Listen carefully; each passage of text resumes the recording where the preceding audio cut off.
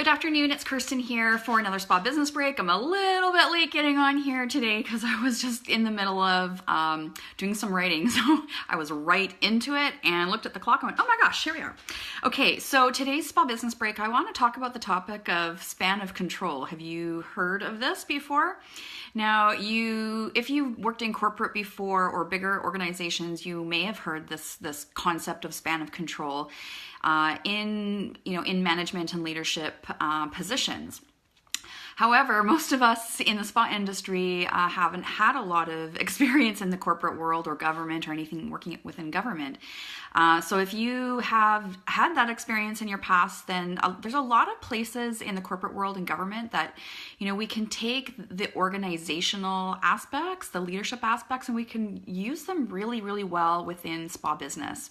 Because typically spa business isn't great at when we go to school for aesthetics, we are taught our hands-on skills. We're given a little bit of education about business, but it's not even close to being enough to give us any kind of actionable process, especially when it comes to managing people. So we need to get better at this in our industry, and I know you want to get better at it because it makes your life easier as a leader when you have a team. So span of control. So what brought this up actually was last night my husband and I went out on a date night, and we were sitting waiting for our meal, and my husband is an emergency manager with the province of British Columbia here in Canada. And he often talks about span of control in his world, because span of control is incredibly important, particularly in an emergency situation. You have to, if you're leading in an emergency situation, you have to know that point where you're beyond your span of control, because it affects how you're able to manage the situation, obviously. So it's a big deal in that industry. And so what I took from that in a lot of our conversations talking about span of control is that it's really relevant to the spa industry, particularly with spa owners who are thinking about adding a team to their business or already have a team and are just feeling like out of control. Like there's got to be a better way. I'm not leading my team as strongly as I'd like to be. It might actually even be a bit of the inmates running the asylum if it's that bad in your team. But you've also got other aspects of your business that you're trying to juggle. You're doing your own marketing. You're doing your own inventory. You're doing your own website. There's so much to do that when I was listening to my husband talk about span of control, I felt like it was a really relevant topic to talk to you about the span of control in spa business and what that looks like, and how can we identify what our span of control is.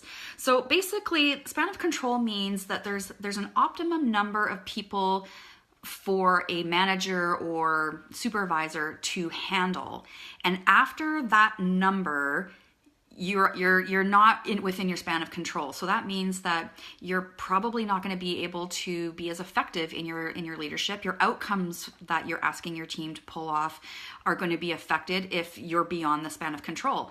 So this is so relevant for spa businesses. So for those of you that have teams, when I was talking to my husband, and he said in the emergency field, the span of control for people, like as far as how many people you're in charge of, is 7. And that when you're past 7 or you're getting to 8 or 9 or 10, you are past your span of control as far as being able to manage effectively. So when we're thinking about this with spa business and you already have a team, if you're the lone wolf as far as the leader and you don't have a manager, a spa manager, or even if you don't have maybe a service provider or a receptionist who you're able to delegate more management, supervisory aspects to their job, then you have way too much going on. And no wonder you feel crazy. No wonder you don't have enough time, personal time. No wonder you feel like nothing gets done at work. You are beyond your span of control. So in my husband's career in spa management, there's this definite number of 7. And he asked me last night that, he was like, well, what's span of control for spa owners? And my answer is, it's actually different for every owner. It's different for every owner because everybody is different in how they're able to lead, how much they're able to handle. So, and also, it also makes a difference is if they already have systems and processes in place.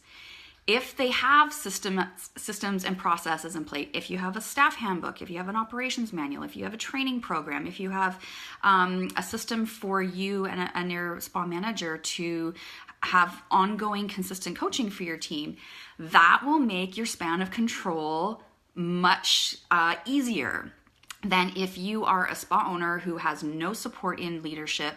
Maybe you've got 5 to 10 estheticians under you, then you are out of your span of control. So it really just depends on how strong you are personally as a leader and kind of how natural that comes to you. It depends on what systems you have in place, and if you have that structure. So it's not like there's not like one answer for like what is a span of control for any kind of spa management. It will be different for each person. So let's get to what to do about it. If you are out of your span, if you are like juggling all sorts of balls and you're spinning all sorts of plates and you are not having fun in your business. So the first thing that you can do, and this would be even for estheticians who are solo spa owners, and I've said this before and I'm going to keep beating this drum, is that you need something like a virtual assistant. And these jobs are just such a beautiful support for solo esties, solo spa owners, because a virtual assistant can be anywhere in the world. There's tons of VAs. You can find them on something like Upwork.com. There's lots of VAs overseas that are very, very, very affordable. There's some trade-offs with that because sometimes time zones make a difference as far as communication, and also, of course, language barriers that can sometimes be a struggle.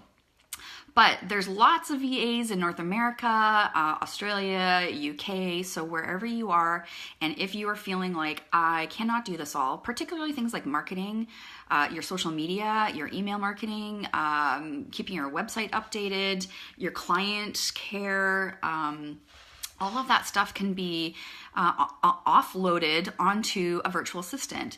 Those are lower level tasks that you technically shouldn't be doing anyways. It's not an effective and smart way to use your time. So whether you're a solo and struggling with span of control, or you have a team and you're not ready quite to take my next steps that I'm going to go over, then hiring a virtual assistant and offloading those low level tasks is a great first step to get yourself back into control. The second point I want to make is to, if you've got a team, you gotta create standards. You have to have a staff handbook. You have to have an operations manual. A staff handbook is your relationship between you and your team. It's all the policies, all of the information that you want your team to know about you and the business. Your operations manual is how we do things between service providers or reception, your whole team, and clients. And so those will be two different books that you have. You can put them all in one binder if you want, but if you have a team, you need to systematize your business, or you will forever be on this hamster wheel, feeling crazy, not getting the outcomes from your team that you're wanting to. You keep repeating, you want, sell more retail, suggest these services. But if you don't have a sales system in place, if you don't have performance expectations in place, then how do you expect to keep them accountable and give them direction? If you have not read the book, The E-Myth, this should be required reading for any entrepreneur, especially if you are trying to leverage your business and you're at a place where you've grown as much as you can, but you just don't know what else to do. The E-Myth is fantastic. It's an easy read. It's been out there forever, and it'll help you frame up in your head what you should be working on as far as systematizing in your business. So I would say that's required reading, and it will give you just an overview and give you the features and the benefits of systematization in your business. And it's done in a storytelling format, so it's quite compelling to read. All right. Last piece of advice I have for you is if you are beyond your span of control in your spa business and you have a team, I encourage you to start working on a plan to either promote a strong esthetician who's shown great leadership skills and who is interested in perhaps taking more of a leadership role on in your business. That person's already knows your business, knows your systems, and it would be the easiest way is to pull somebody up into management that way, so that you can share your responsibilities, so that you're not you don't have such a heavy load on you as far as all those tasks you need to have going on. If you don't have anybody that is appropriate for promoting within the business, bringing them up, then consider hiring a spa manager, a dedicated spa manager. You get to a certain point, like I said, you just need help. You're not going to be able to do this on your own effectively. So it gets to that place where you have to decide, okay, am I just going to keep continuing on this craziness, or am I going to get serious about the organization, structure, and leadership of this spa business and take it to the next level? So those are my 3 points. Hire a VA to offload some of those low-level tasks.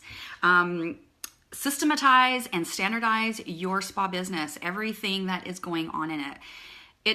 I created a staff handbook straight from scratch. The clients that work with me, I give them a template to work from. I have 2 different ones, one for US spas and one for Canadian spas, so that they're compliant. And so, you don't technically have to reinvent the wheel. If you don't want to work with a coach to do a handbook, operations manual, then there's lots of, there's templates online that you can purchase. You just have to start customizing them for your spa business. And then finally is to hire a manager or promote a lead esthetician into more of a management role and share your duties. Delegate. You got to delegate or sometimes I think, I know a lot of us as entrepreneurs are a bit of a control freak, and this can be a tough thing to come to terms with, is delegating, sharing your parts of your business with your manager. But like I said, there just gets to be a point where you have to make that decision, because if you're beyond your span of control, you're never going to be efficient enough to take your business forward so that it's earning more, and building that reputation in your community. All right, thanks for joining me. I see my husband is here watching me. I told him to watch this Facebook Live because I'd be talking about span of control. So hi, honey. All right, thanks everybody for joining me here on Spa Business Break here on Kirsten Foss Coaching. I'll be back here on next Thursday at noon on time. And if you want to talk to me about, having some relief to your own span of control or out of control if you feel like it, then feel free to send me a direct message and we can set up a get to know you call and see if working together is a right fit. All right, thanks for joining. We'll see you next week. Bye.